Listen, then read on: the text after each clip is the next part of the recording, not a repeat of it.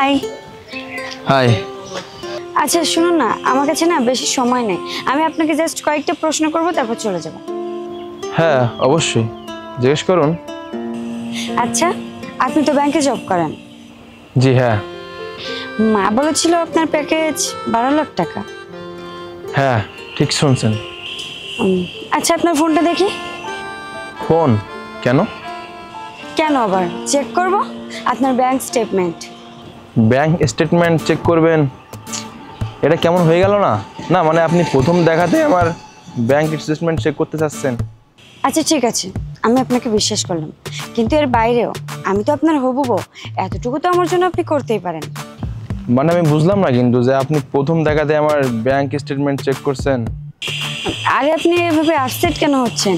আমার যেটা মনে আসে সেটাই মুখে আসে।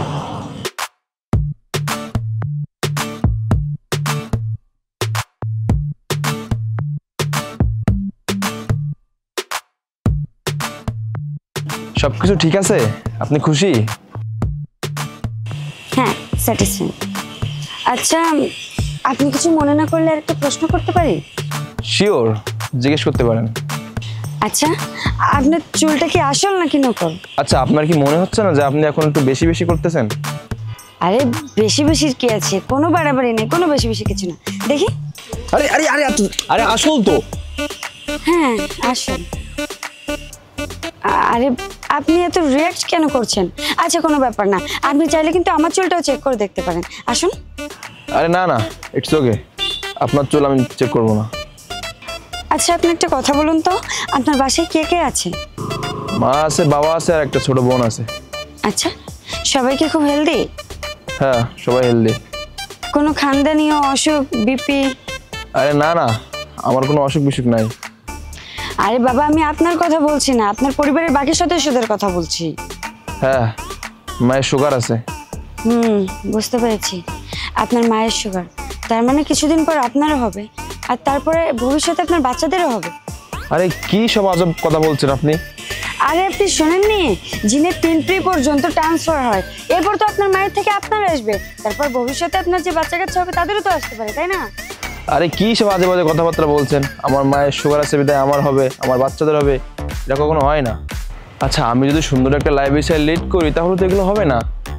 আমাদের বাচ্চা তো আপনার উপরে যেতে পারে, তাই না?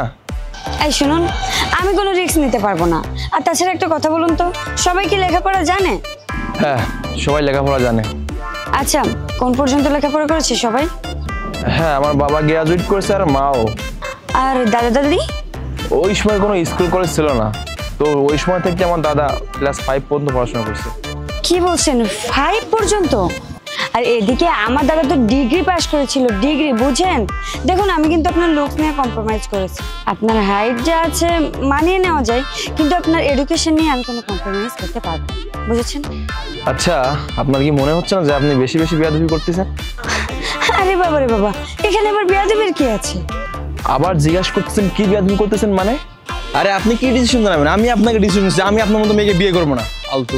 আরে তো বড্ড বেয়াদব, আমার আগেই বোঝা উচিত ছিল, এইসব ছেলে পেলে এরকমই হয়, এদের প্রজন্মের পর প্রজন্ম এমনই চলতে থাকে।